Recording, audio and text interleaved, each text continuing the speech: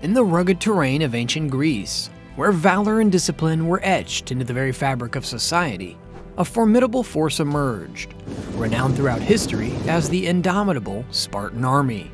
Cloaked in mystery and draped in legends, the Spartan warriors stood as an embodiment of strength, prowess, and unyielding spirit. But beyond the myths and Hollywood embellishments lies a complex tale of an army like no other.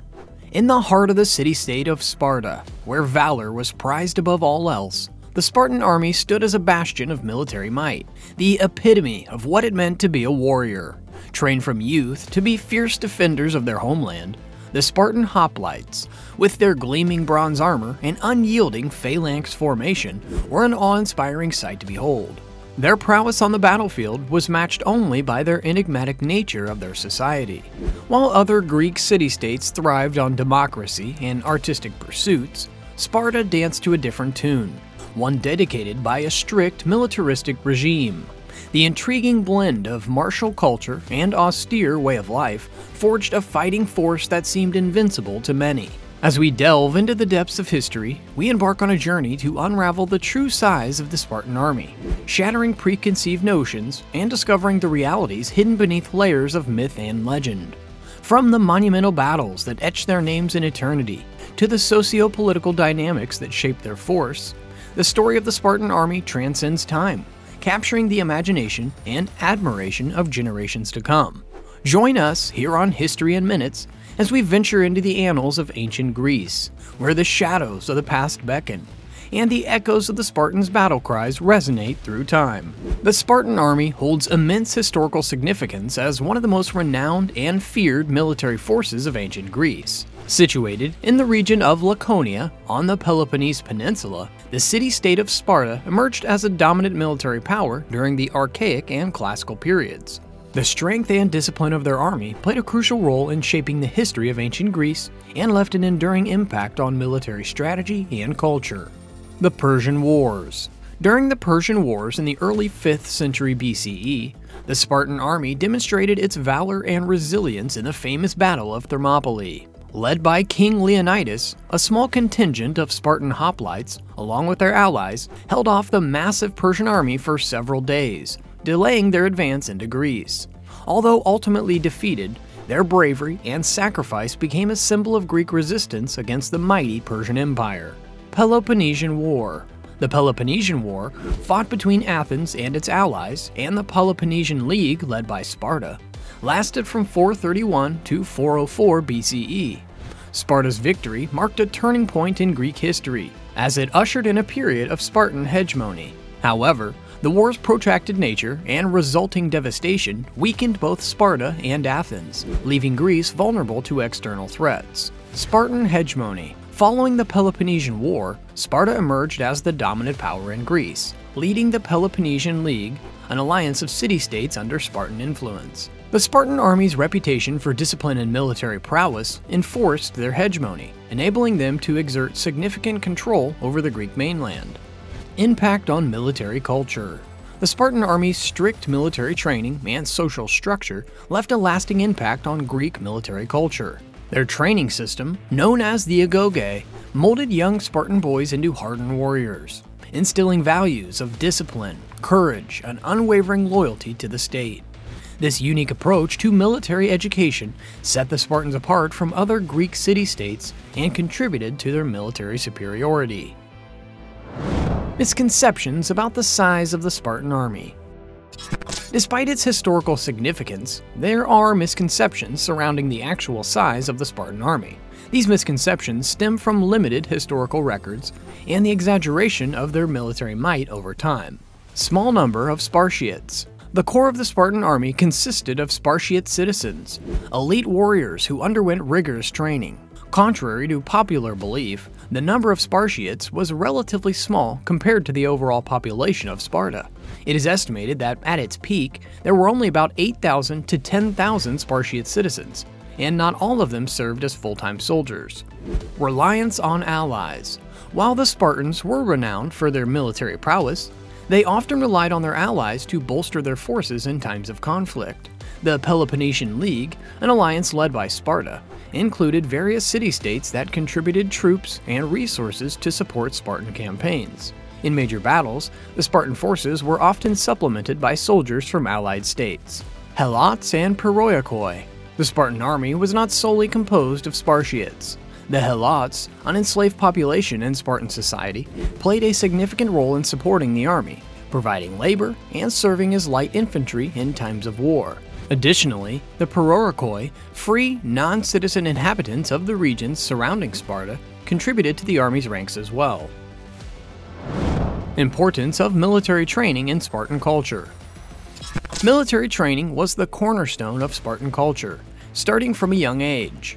At the age of 7, Spartan boys left their families to undergo rigorous military education in state-run institutions called the agoge. Spartan boys were taken away from their parents and enrolled in the upbringing, the agoge, which lasted from age 7 to age 18, at which point they became an adult and a warrior and a full participant in society. The agoge aimed to produce disciplined, obedient, and physically fit warriors.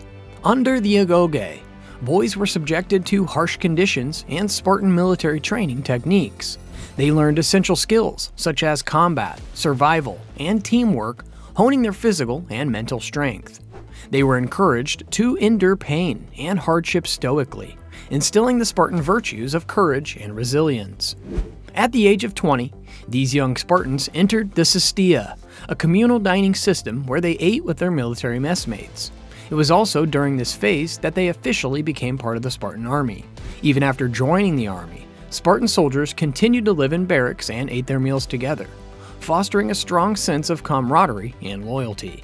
Throughout their lives, Spartiates remained active soldiers and underwent continuous military training. Their dedication to warfare meant that they lacked expertise in other fields, such as politics, art, and philosophy, unlike citizens of other Greek city-states. The militaristic focus of Spartan society also extended to women, who received physical training to ensure they bore strong and healthy offspring for the state. Spartan women enjoyed more freedom and responsibility than women in other Greek societies, as their husbands spent much of their time in military training and campaigns. Spartan military structure. The Spartan Hoplites formed the backbone of the Spartan army and were renowned for their discipline, valor, and combat skills. Hoplites were heavily armored infantry soldiers, primarily equipped with a large round shield called the hoplon, which covered most of their body. This iconic shield was made from wood and bronze, providing excellent protection in the densely packed phalanx formation. The hoplites also wore bronze helmets to protect their heads and torsos, along with greaves to shield their lower legs. Their primary weapon was a long spear known as a dory, which they used to thrust at the enemies from behind their shield. Each hoplite was responsible for obtaining and maintaining their own armor and weaponry, which was a significant expense for the Spartan citizen. The cost of arms and armor ensured that only the wealthier Spartiates could afford to serve in the front lines of the phalanx. This fact reinforced the idea that military service and courage were reserved for those who had a personal stake in the survival of the state. To become a Spartiate, the male citizen had to undergo a rigorous process that began at birth. If a child was deemed physically weak or deformed, they were left to die on Mount Taygetus, a practice known as exposure. Surviving infants were taken from their families at the age of 7 and placed in the state-run military institutions called the agoge. The agoge provided military training and education until the age of 20. The training was harsh and aimed at instilling discipline, endurance, and unwavering loyalty to the state. The boys were subjected to rigorous physical exercises, combat training, and Spartan military tactics. They were taught to endure pain stoically and obey their superiors without question. The agoge was a critical factor in creating a fiercely disciplined and cohesive military force. Upon completing their training, Spartiates became full-fledged members of the Spartan army and were known as the homoioi, meaning equals. As full citizens, they were eligible to participate in political affairs, hold positions of authority, and participate in the Spartan assembly. However, their primary duty was to serve in the military. Even in times of peace, Spartiates continued to train and maintain their physical fitness to be ready for any potential conflict. Spartiates formed the core of the phalanx formation in battle, fighting shoulder to shoulder with their fellow citizens. Their military achievements were closely linked to their status and honor as citizens of Sparta. and the greatest glory was to die in battle as a hero. The Perikoi were free, non-citizen inhabitants of the region surrounding Sparta. Although they were not full citizens, they were still considered allies of Sparta and enjoyed certain rights and protections. The Perikoi were skilled artisans, traders, and craftsmen who played crucial roles in supporting the Spartan economy and military. During times of war, the Perikoi served as light infantry and skirmishers, supporting the Hoplites in the phalanx formation. Their expertise in ranged warfare and mobility complemented the Spartans' heavy infantry tactics, providing tactical versatility on the battlefield. The Helots were a subjected class of enslaved people in Spartan society. Helots were primarily agricultural workers and serfs, bound to the land they cultivated.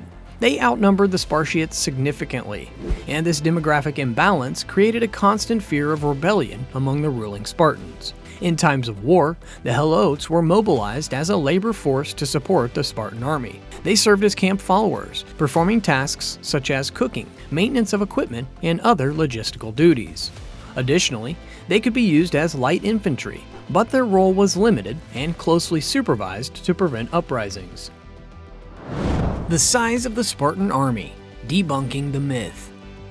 Herodotus' estimates. Herodotus, often referred to as the father of history, provided valuable insights into the Persian Wars and the Battle of Thermopylae, where the Spartan army famously fought. According to Herodotus, King Leonidas led 300 Spartans alongside several thousand allies in the defense of Thermopylae. However, modern historians view this figure as symbolic rather than precise. Herodotus' focus on the valor and heroism of the Spartans might have influenced his tendency to exaggerate their numbers for dramatic effect. Thucydides' perspective on Spartan forces. Thucydides, another prominent ancient historian, provided a more realistic assessment of the Spartan army during the Peloponnesian War. While he didn't provide specific numbers, Thucydides highlighted the Spartans' limited manpower, which was a crucial factor in their military strategy. He emphasized the importance of their allies from the Peloponnesian League, as Spartans could not maintain large standing armies due to the need for citizens to continue agricultural activities.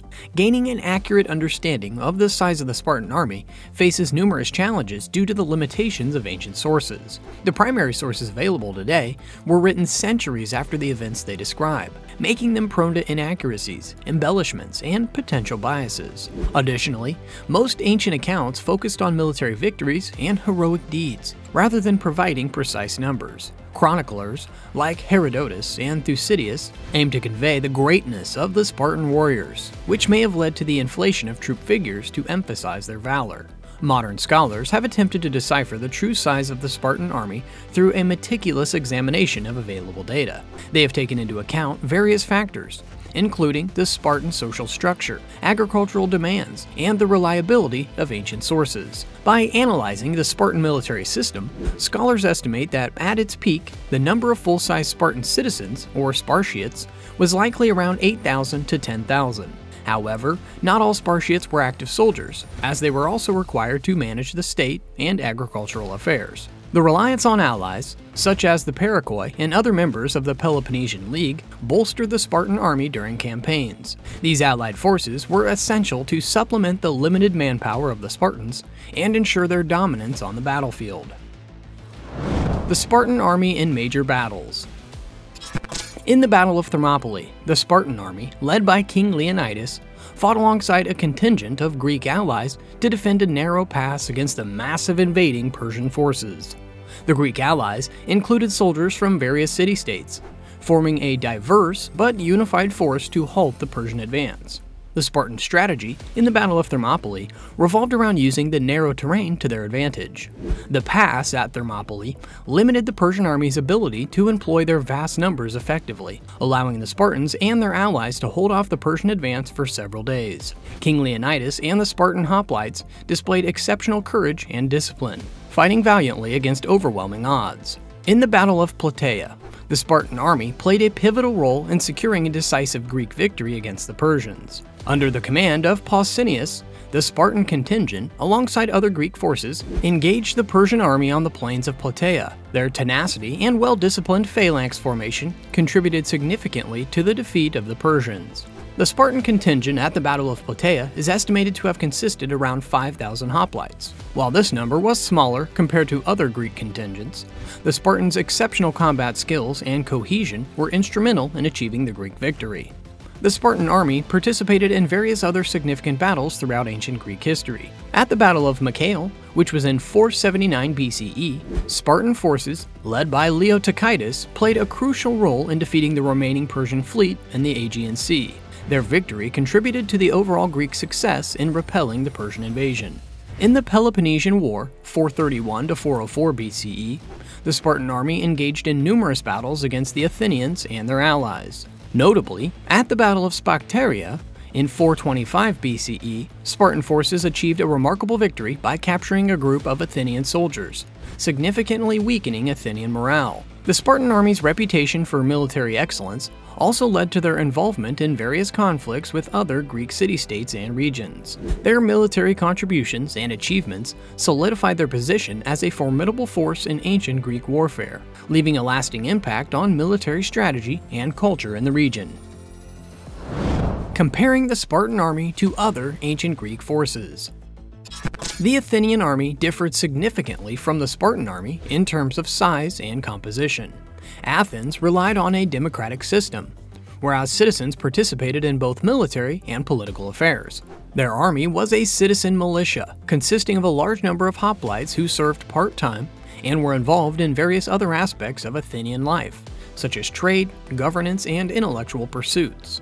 Thebes, like Sparta and Athens, was a prominent Greek city-state with its own unique military traditions. The Theban army was renowned for its innovative use of the phalanx formation, known as the Sacred Band. Composed of 150 pairs of male lovers, the Sacred Band was considered an elite force due to the bonds of love and camaraderie between its members. Thebes, however, lacked the consistent militaristic focus that defined Spartan society, making their military approach more diverse and less rigid. The Spartan army's effectiveness in warfare was unparalleled during its peak.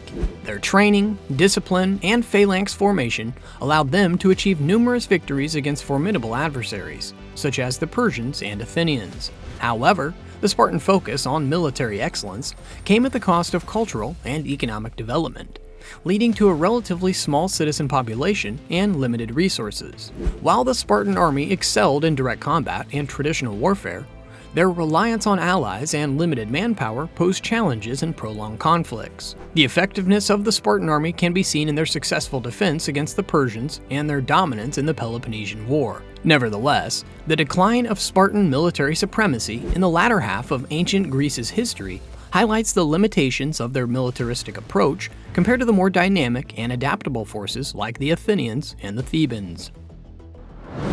Decline of the Spartan army.